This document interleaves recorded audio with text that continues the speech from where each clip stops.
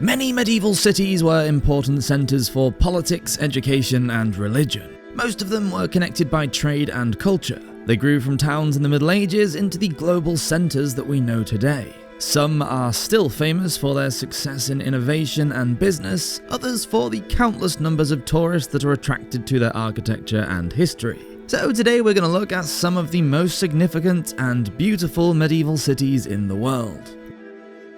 So you think you know everything about knights, castles, and kings? Well, hold on to your chainmail because we're starting a history channel all about the Roman Empire. Now I know what you're thinking, wait, Roman Empire, isn't that before my favorite medieval legends? Well, yes, but stick with me. Rome is where it all started. From the fall of the mighty empire to the rise of your medieval knights, it's a story that's all connected. So if you're ready to learn about this incredible time period, join the toga party over at our new channel, The Roman Empire. It's going to be totally worth the detour in your historical journey, so I'll leave a link to it in the description below. And now for today's video, welcome to Medieval Madness.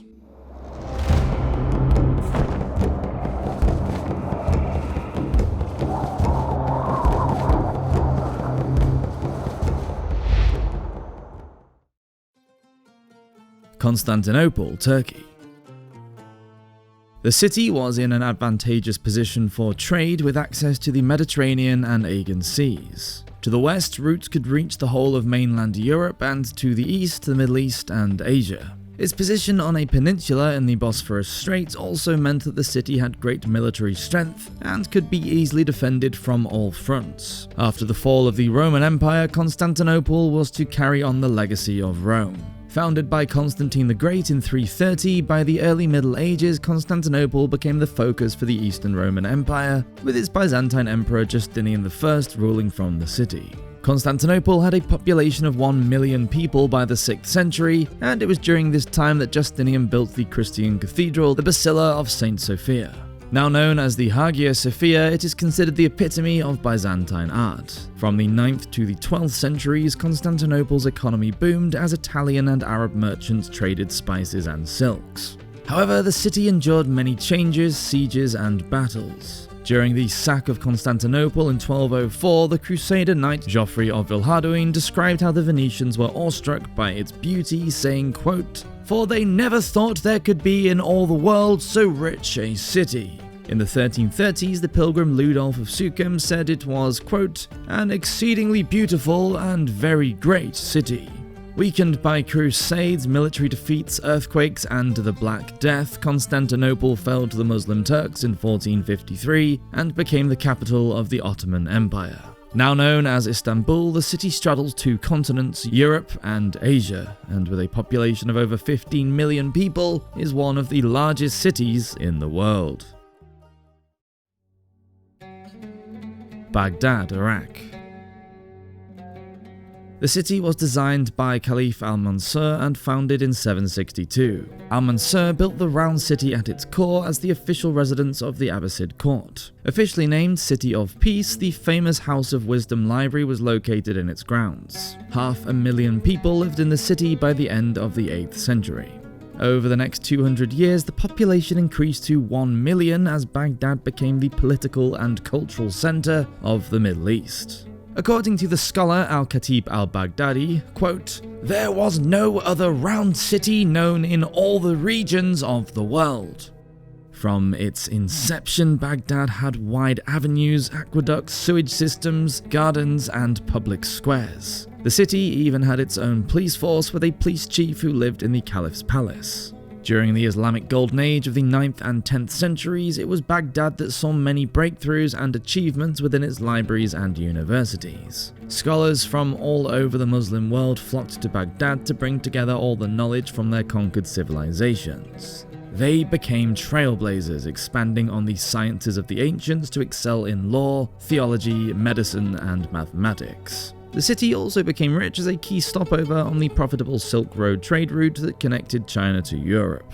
Once the crown jewel of the Muslim world, after the 10th century, the city began to decline along with the Abbasid Caliphate during the Persian Renaissance in the 9th to 11th centuries. In the invasion of the Mongols in 1258, Baghdad was sacked and large sections of the city were destroyed. including the irrigation system of canals and dikes, a blow from which the Islamic civilization never fully recovered. Marrakech.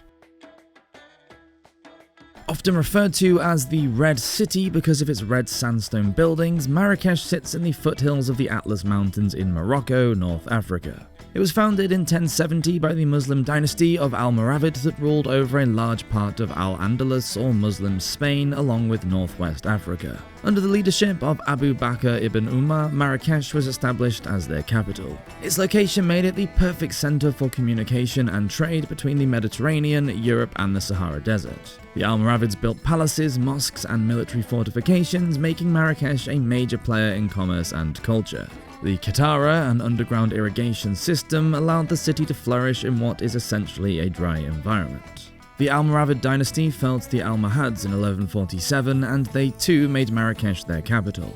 The city continued to develop with the Almohads responsible for much of the city's classic architecture, including the Kotobia Mosque. With its towering minarets, the mosque remains an iconic example of Almohad architecture. The center of the city was turned into a hub of religious learning with a network of schools and madrasas. By the late 13th century, however, the city fell into decline as the Almohad Empire weakened. With the rise of the Marinid dynasty, Fez became the new capital, although Marrakech remained an important city for trade. Today, the city is a global cultural hub. Bruges, Belgium. It was in 873 that Baldwin I, Count of Flanders, first arrived in the region. Along with his wife, he settled on Berg Square. With his contacts and the fact that Bruges was connected to the sea and in such a great location for trading, the town began to evolve into an international port. Bruges was famous for its processed woolen fabric known as Flemish cloth, and from the 11th century this greatly boosted the local economy. The population soon grew, especially when Italian merchants chose Bruges as a base for their trade in northern Europe at the end of the 13th century. Merchants arrived from all over Europe and new buildings were constructed, such as St. John's Hospital, Market Square, the Belfry with its city halls, and several churches.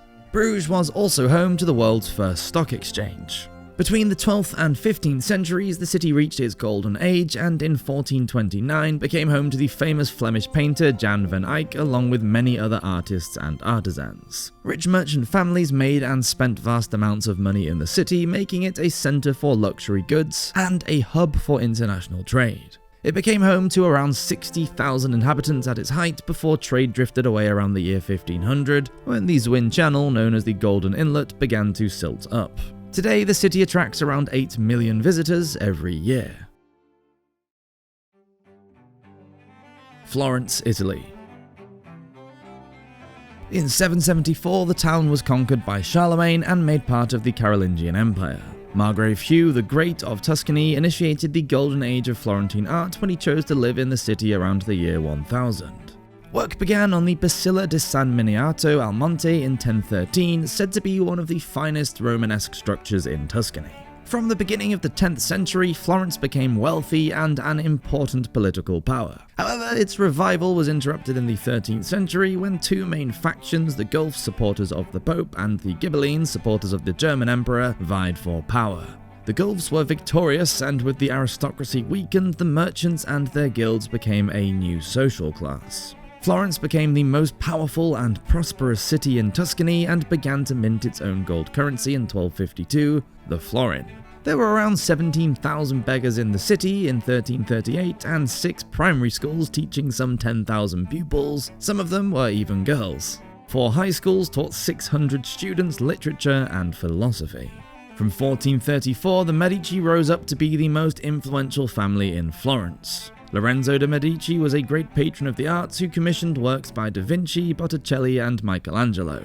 Because of the surge in the arts, science, and literature, Florence was said to be the cradle of the Renaissance. Its reputation during the 14th to 16th centuries helped to build a wealthy economy based on trade and banking. Today, Florence is considered one of the most beautiful cities in the world, and many of its medieval buildings, such as the Gothic Cathedral of St. Mary of the Flower, Palazzo Vecchio, and the Pitti Palace and Ponte Vecchio, still stand. York, England. The Angles settled here in the 5th century, and by the early 7th century, York was an important centre for the Northumbrian kings. 100 years later, the city was an active commercial hub with trading links to the Rhineland, the Low Countries, northern France, and other areas of England. An army of Danish Vikings captured York in 866 and ruled the area. It became known as the Kingdom of Jorvik. Despite the Vikings being referred to as the Great Heathen Army, many churches were built in York during the Viking Age, including the 11th century St. Olav's on Marygate. Many more were built in the later medieval era. After the Norman conquest in 1066, York took a battering during the harrying of the north in what has been described by one medieval historian as an act of genocide. 2 castles were built, one on either side of the River Ouse. York became an important trading centre and was the alternative administrative seat of royal government in the north, with its own archbishop, second only to the one in Canterbury. York grew to be a city of great wealth. By the end of the Middle Ages, it had no fewer than 31 hospitals, including St. Leonard's, the largest in the north of England, part of St. Mary's Abbey. The magnificent Gothic minster was finally completed in 1472 and managed to survive the English Reformation in the 16th century. Hangzhou, China. It's likely that this city, one of the 7 ancient capitals of China, became one of the largest cities in the world during the 12th century. Its position at the end of the Grand Canal and directly within the Silk Road trading route was paramount to its success. During the 10th century, the city was named Shifu and was one of the 3 great bastions of culture.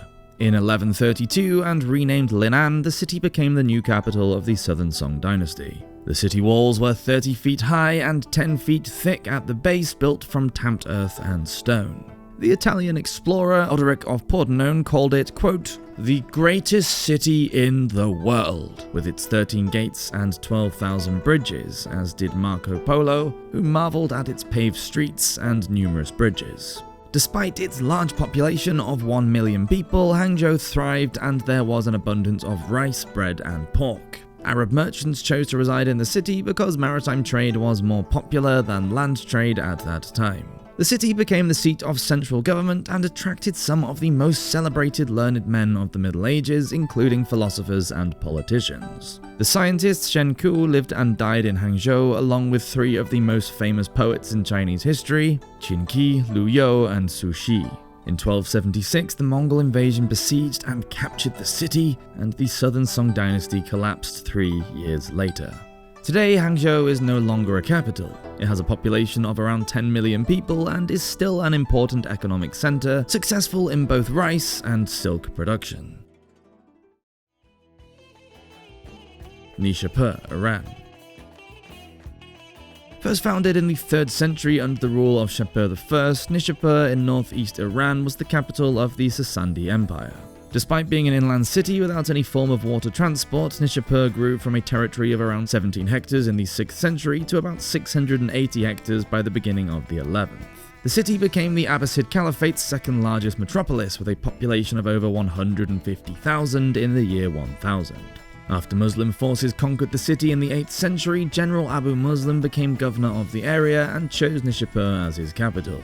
He initiated a large building program, bringing growth to the city, which flourished into a significant intellectual, cultural, and commercial center in the Islamic world. Again, sitting along the lucrative Silk Road, Nishapur produced and traded high-quality, high-valued cottons, silks, and other textiles. However, the city met the same fate as Baghdad when the Mongols came along in 1221 and destroyed the entire city in 10 days. Paris, France.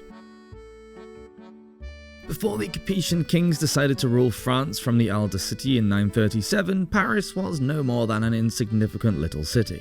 Then came the royal palace, the first covered market of Les Halles, the Saint Chapel, and the building of Notre Dame in 1163, as Paris became the centre of administration and justice in France. Taking over 100 years to build, the cathedral wasn't completed until 1345. Paris was the first city to develop Gothic-style architecture. Now the metropolis began to develop and flourish, not just politically, but also in areas of education, religion, and trade. On the left bank stood important monasteries such as the Abbey of Saint Genevieve and Saint Germain-des-Prés, along with the university.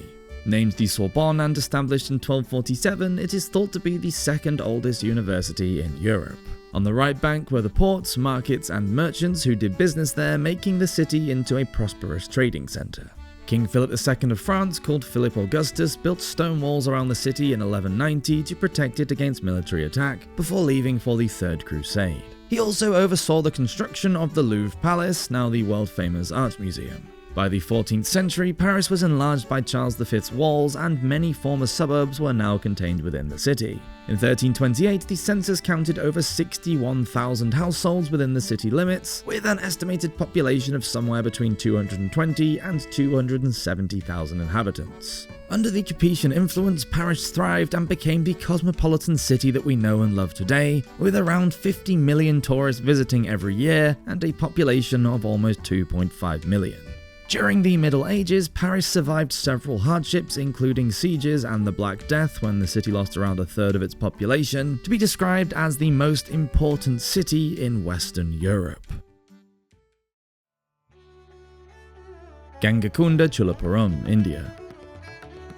Between the 10th and 13th centuries, Gangaikonda Cholapuram was the capital city of the powerful Chola dynasty, rulers of large parts of Sri Lanka and southern India. First built on the orders of Rajendra I, the city seems to have had two fortifications, one inner and the other outer. The outer was probably wider. The remains of the outer fortification can be seen as a mound running all around the palace. A Hindu temple completed in 1035, once part of a complex and dedicated to the god Shiva, still stands at the site, but the multi-storied royal palace now lies in ruins. At the peak of its power, Gangaikonda Cholapuram was home to about 30,000 people. After the Chola dynasty was brought down in 1279, the city went into a state of decline. Angkor, Cambodia. The Angkorian period began around 800 AD. Angkor, the capital of the Khmer Empire, was thought to be the city of god kings, early incarnations of the Hindu god Shiva, and was at the heart of the empire for almost 600 years. The empire became rich by operating the trade route through Indonesia between China and India. Between the years 900 and 1200, some of the most magnificent architecture in the world was created in Angkor. The city was huge, with an area of over 1,000 square kilometers or 390 square miles. Some 72 major temples can be found within the main area, with over 100 minor sites scattered further away. The city rivaled anything that exists today, with wide roads, an intricate irrigation system, public hospitals, schools, and the world's largest man-made reservoir taking advantage of monsoon season. The organization of water meant that the city could provide bountiful harvests of rice to feed the people. The site is famous for the central temple complex of Angkor Wat, which is now a popular tourist site. The temple was completed in the 12th century by King Suryavarman II. The temple city was mysteriously abandoned sometime in the 15th century, although many historians believe that a series of natural disasters led to Angkor's abandonment. Tenochtitlan, Mexico. From the 14th to the 15th centuries, Tenochtitlan, arguably the biggest metropolis in pre-Columbian America, served as the capital of the growing Aztec Empire. Located on an island in the center of Lake Texcoco, it included royal palaces, temples, marketplaces, and other public structures that benefited the Aztec populace and added to the city and the empire's wealth. With Tenochtitlan as its hub, the Aztec Empire had a vast network of trade. In 1521, when Spanish conquistadors reached the bustling city, they found a vast complex of canals, bridges, towers, and buildings, which included zoos, botanical gardens, and aquariums, ruled by the Emperor Moctezuma II. The Spanish overran the city and made it part of the Viceroy of New Spain. Modern-day Mexico was built around the historic ruins. Valletta, Malta. The peninsula that stood between two harbours on the east of the island had only one building, a watchtower built by the Order of St. John, also known as the Knights of Malta, in 1488. In 1522, the Fort St. Elmo was built in its place. In the Great Siege of 1565, the fort fell to the Ottomans, but with the help of the Sicilians, the order won it back, and Grand Master Jean de Valle used his victory to build a new fortified city to protect the island. The city was named after him. De Valletta asked the kings and princes of Europe for help and was provided with the military engineer Francesco Leporelli sent by Pope Pius V to build a city by gentlemen for gentlemen. The project was financed by King Philip II of Spain. Both men wanted to maintain Christianity on the island and defend it against the Ottoman Turks. Most European cities took centuries to evolve, but Valletta was to be constructed on a completely new site and became the most southerly capital in Europe. Valletta's street planning is unique because it's based on a modern grid system to allow the air to circulate and accommodate water and sanitation. In a bid to keep it safe, some of the streets fall away steeply at the rear of the city, making it harder for any enemy troops to attack. Special stairs were built so that knights wearing heavy armor could climb the steps. When Leporelli left in 1570, his assistant Girolamo Casa designed and supervised the building of Sacra Infirmia, the Magisterial Palace, St. John's Church, and the 7 auberges or inns of residence of the knights. Sadly, many of Valletta's historic buildings were damaged or destroyed during World War II when Nazi fighter planes heavily bombarded the city. In fact, the Maltese people were collectively awarded the George Cross in 1942 by King George VI of England for their bravery during the conflict. Oxford, England. First settled by the Anglo-Saxons, Oxford became a busy crossing point for people, goods, and animals because the River Thames splits into many shallow channels there. In the 10th century, it became a military frontier town between the kingdoms of Wessex and Mercia. Many Danes were killed in Oxford in 1002 on the orders of Ethelred the Unready, which helped to contribute towards King Svein I of Denmark's invasion of England in 1003. Oxford was sacked a year later. The city's status was enhanced when King Henry II granted the citizens a charter giving them the same privileges and exemptions as the people of London. The liberty remained until the 19th century. During the Norman invasion in 1066, Oxford took considerable damage and its castle was built shortly after. Various important houses were founded in or around the city, and Henry's 2 sons were born there at Beaumont Palace, built just outside the North Gate. The university is first mentioned in records from the 12th century as there were magistracy teaching there in 1120, and it soon came to overshadow everything else in the town, especially when it came to the town and gown conflicts, when there was violence between the non-academic and university communities. During the 13th century, parliaments were often held in the city and led by Simon de Montfort. The provisions of Oxford were begun by a group of barons. The manuscripts are often considered the first written constitution of England. Jerusalem. One of the oldest cities in the world, the part known as the City of David was likely settled in the 4th millennium BCE. During the 12th century, Jerusalem was home to around 30,000 citizens and just 5,000 by the 16th century. Pretty small in comparison to some of our other cities. However, as far as religious importance goes, Jerusalem packed a huge punch among the Christian, Muslim, and Jewish people as it is considered holy by all 3 of the Abrahamic religions. And sadly, just as it still does today, in the Middle Ages this led to a load of religious conflict. It has been besieged 23 times, captured and recaptured 44 times, attacked 52 times, and destroyed at least twice throughout its long history. Jerusalem was one of the Arab Caliphate's first conquests in 638 and prospered in the early centuries of Muslim rule. The Islamic shrine, the Dome of the Rock, was built on the Temple Mount sometime around 691.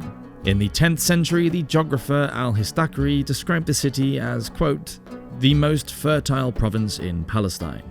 There was religious tolerance for a while until in the early 11th century the Caliph ordered all churches to be destroyed. Then in 1071 Jerusalem was captured by the Turks. In 1099 it was captured by the Christian Crusaders and almost all Muslim and Jewish inhabitants were massacred.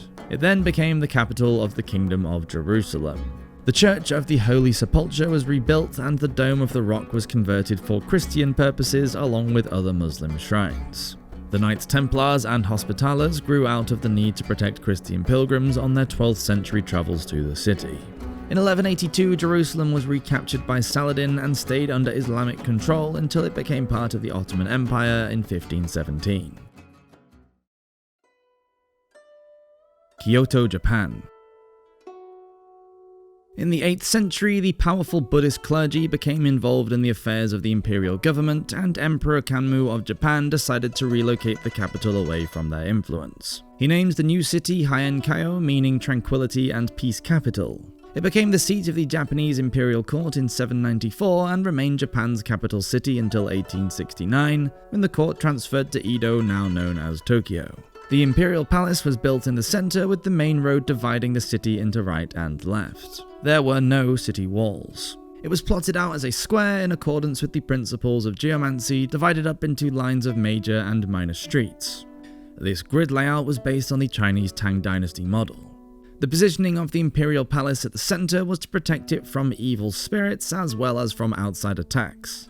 However, this didn't stop the ruling Taira clan from being defeated, which in turn ushered in the Kamakura period in 1192 and moved Japan away from imperial rule to the new samurai warrior class. It was during this time that Kyoto's 5 great Zen temples of the Gozen mountain system were built in 1202. Emperors and shoguns alike spent vast amounts of money on the infrastructure and buildings in the city, and Kyoto was able to amass wealth as it traded with other coastal cities despite being deep inland. Today, Kyoto is still recognized as a center for ancient Japanese culture and the birthplace of many of Japan's traditional arts. Córdoba, Spain. As part of the Byzantine Empire, Córdoba was conquered by the Visigoths in the late 6th century. Around 711, the city was captured by the Muslims and governed directly by Arab rule. At its center was the old walled Medina, and the Great Mosque was completed in 786. From 929, Córdoba became the capital of the Caliphate in the Iberian Peninsula. Over time, suburbs grew around the city. In the 9th century, it is estimated that the population was as great as 160,000. It became one of the most advanced cities in the world, with a great political, cultural, and financial center. Famous as a learning hub, Córdoba was home to over 80 libraries and learning establishments. The economy was prosperous too, with trade and the manufacturing of goods such as glazed tiles, and with agricultural produce and textiles such as cotton and silk. In the center of Córdoba were 11 palaces, and according to the Muslim historian Eza al-Razi, it was, quote, surrounded by many beautiful estates. It has been estimated that by the beginning of the 11th century, the population had reached as many as 1 million. In 1236, Ferdinand III of Castile entered the city following a siege of several months, and the mosque was converted into a Catholic cathedral. Pope Gregory XI hailed Ferdinand as a champion of Christ. Avignon, France. In the early Middle Ages, this city in the south of France, which sits on the banks of the Rhone, suffered greatly from barbarian invasions. Despite further sieges and invasions by the Moors and the Franks, Avignon was able to flourish with the development of trade, aided by a strategic position and Pont d'Avignon being built over the Rhone in 1234. It is the era of the popes that dominated Avignon's history, and their presence made the city the capital of the medieval Western world in the 14th century. From 1309 until 1377, the Catholic Pope chose to reside there rather than in Rome. Pope Clement V believed that Rome was too dangerous, so he moved the papacy to where he felt safe under the rule of a loyal French king. The popes commissioned several buildings, the most notable being the Great Gothic Palais de Papes, or Papal Palace, constructed in the mid-14th century and covering an area of 3 acres. The city became a builder's dream, with huge areas made into public squares and 3 miles of walls built to protect the mansions and residences that were constructed for the cardinals and administrators. Avignon's population quickly soared from just 6 to 25,000 during the papal period. The Avignon papacy continued for another 7 popes, then Pope Gregory XI moved the papacy back to Rome. However, a split soon occurred and 2 popes ruled at the same time, one in each city. This schism continued until the 15th century. Today, around 16,000 people live in the ancient town centre within the medieval city walls, and Avignon is a major centre for tourism. Venice, Italy. It was in the 8th century that the Carolingian Empire Charlemagne recognized Venice as Byzantine territory and granted the city trading rights along the Adriatic coast. As the community continued to develop and Byzantine power waned, the city's own autonomy grew, leading to eventual independence. Between the 9th and 12th centuries, the Republic of Venice became a powerful maritime empire. Built on a group of islands that are separated by expanses of open water and canals, Venice lies directly between Constantinople and Western Europe, with access to the Mediterranean Sea. The city-state was ideally situated for trade and is considered by many to be the greatest maritime power in the Middle Ages. Venice was ruled by a doge or duke who was elected by the Great Council, a sort of chief executive who stayed in power until his death. Although essentially a republic, the city was ruled by the oligarchs of the merchant classes. By the late 13th century, Venice was the richest city in all of Europe, with 36,000 sailors operating 3,300 ships dominating the Mediterranean. During the Renaissance, Venice's leading families competed with each other and other Italian cities to support the work of the greatest artists and build the largest palaces. Venice remained predominantly Roman Catholic, but was noted for its freedom from religious persecution, as no one was executed there for heresy. The newly invented German printing press spread throughout Europe in the 15th century, and by 1482, Venice had become the printing capital of the world. But the city's decline as the centre of international commerce had begun, as Portugal became Europe's principal go-between in trade with the East. Thank you so much for watching today's episode of Medieval Madness. I do hope you've enjoyed it, and please do let me know if you've been to any of the cities or if there's any other important medieval cities that we've missed off this list. If you did enjoy the video, you can really help us out by subscribing to the channel, as we do release a new video every Friday. So until then, I hope everyone has an absolutely amazing week. Cheers!